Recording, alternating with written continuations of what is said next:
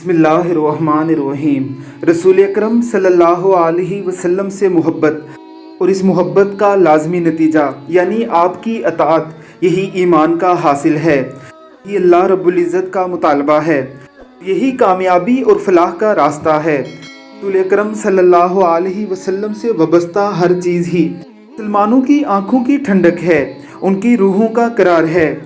रसूलुल्लाह सल्लल्लाहु अलैहि वसल्लम से जुड़ी हुई ज़ियारात, आप सल्लल्लाहु अलैहि वसल्लम के मुँह मुबारक, आप सल्लल्लाहु अलैहि वसल्लम की तलवारें, आप सल्लल्लाहु अलैहि वसल्लम के नेज़े और हर वो चीज़ जो आपके दौर से या आपसे तल्लक रखती है, उसे देखने के लिए मुसलमान हमेशा बेताब रहते हैं।